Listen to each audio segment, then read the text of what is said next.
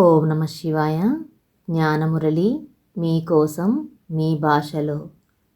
జ్ఞానమురళి 23వ భాగము. అందరూ శివబాబా స్మృతిలో చదువుకుందాము. నేను ఈశ్వరీయ విద్యార్థిని. శివబాబా నాకు టీచరు. బాబా నాకు సద్గురువు. నేను మాస్టర్ సద్గురువును.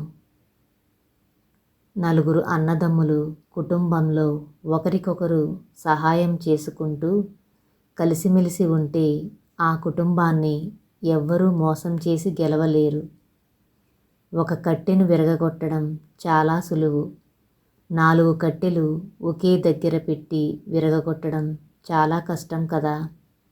నలుగురు అన్నదమ్ములు గట్టిగా నిలబడితే వాళ్లతోటి గొడవపడి ఎవ్వరూ గెలవలేరు.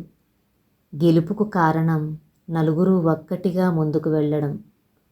సంఘటనలో ఉండడం అనేది ఎంత ముఖ్యమైనదో ఆలోచించారా? బాబా అంటున్నారు, నా సత్యమైన పిల్లలు కూడా వేరువేరు ప్రాంతాలలో ఉంటే సమర్థ సంకల్పాల గ్రూపు నేను పెట్టి ఒక్క దగ్గరికి చేర్చాను. ఈ గ్రూపు పెట్టింది వ్యక్తులు కాదు, నేనే పెట్టాను. ఈ గ్రూపుకు అడ్మిన్ నేనే. అర్థమవుతుందా అంటున్నారు బాబా.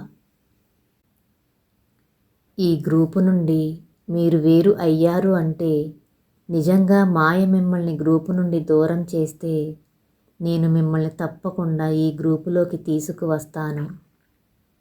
రుద్రజ్ఞాన యజ్ఞానికి ద్రోహం చేయాలని చూస్తే ఈ గ్రూపు నుండి నేనే తీసివేస్తున్నాను అంటున్నారు బాబా. ఎవరు మాయకు వశమయ్యారో, ఎవరు రుద్రజ్ఞాన యజ్ఞానికి ద్రోహం చేయాలని చూస్తున్నారో నేను క్షణంలో చెప్పగలను. అర్థమవుతుందా అంటున్నారు బాబా. మీరేమో వ్యక్తులు మమ్మల్ని గ్రూపు నుండి తీసివేస్తున్నారు అని వారిపై నిందలు వేస్తున్నారు. అలా చేసి పాపపు ఖాతా జమ చేసుకోకండి. మీకు ఇంతకుముందు ఈ గ్రూపులో ఉన్న పిల్లలందరితో పరిచయం ఉన్నదా? మీరు ఎప్పుడైనా వీళ్ళ అందరితో కలిసి ఇలా సేవలకు వెళ్తామని ఊహించారా? ముఖ పరిచయం కూడా లేని వారిని ఒక గ్రూపుగా చేసి నేను ముందుకు నడిపిస్తున్నాను అంటున్నారు బాబా. మీరందరూ ఒక కుటుంబం వారు. అందరూ సంఘటనగా ముందుకు పోవాల్సిందే. మీరు చేసిన పురుషార్థానికి నేను ఇచ్చిన శ్రేష్ఠ సంబంధాలు దూరం చేసుకోకండి. మీ కుటుంబంలో ఎవరైనా ఒక్క పిల్లవాడు కుటుంబ నిర్ణయానికి, సాంప్రదాయాలకు వ్యతిరేకంగా ప్రవర్తిస్తుంటే కుటుంబ సభ్యులందరూ ఈ వ్యక్తి మన కుటుంబానికి చెడ్డ పేరు తెస్తున్నాడు, కుటుంబం నుంచి వెలివేయాల్సిందే అని తీర్మానిస్తారు కదా.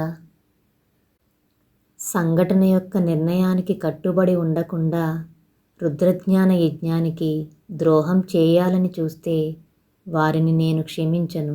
గుర్తుంచుకోండి. ఇప్పటి వరకు కౌరవుల వైపు కొద్దిసేపు, పాండవుల వైపు కొద్దిసేపు నడుచుకుంటూ ఇక్కడి విషయాలు అక్కడ చెప్తున్నా కానీ ఈ గ్రూపులో కొనసాగారు. మీరు చేస్తున్న తప్పు నిజాయితీగా తెలుసుకుని మారతారేమో అని ఇప్పటి వరకు ఎదురు చూశాను.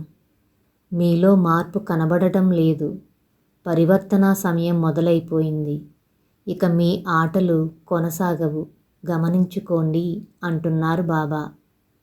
వేరువేరు ప్రాంతాల్లో ఉన్న సత్యమైన పిల్లలను ఒక్క కుటుంబం వారిని గుర్తించి ఒక్క దగ్గరకు కలపడం అన్నది వ్యక్తులకు సాధ్యం కాదు. నేనే మిమ్మల్ని గుర్తించి ఈ గ్రూప్లో జాయిన్ చేసి ముందుకు నడిపిస్తున్నాను అంటున్నారు బాబా. ఇప్పటికైనా నిజాయితీగా ముందుకు సాగిపోండి. సరిదిద్దుకోండి. నిజాయితీగా ఉన్నవారు ఈ గ్రూపులో కొనసాగుతారు. నిజాయితీ లేనివారు తప్పకుండా దూరం అవుతారు. ఇది శివాజ్ఞ. శివబాబా ఇస్తున్న వరదానం సదా అశరీరీ భవ. ఓం నమ శివాయ.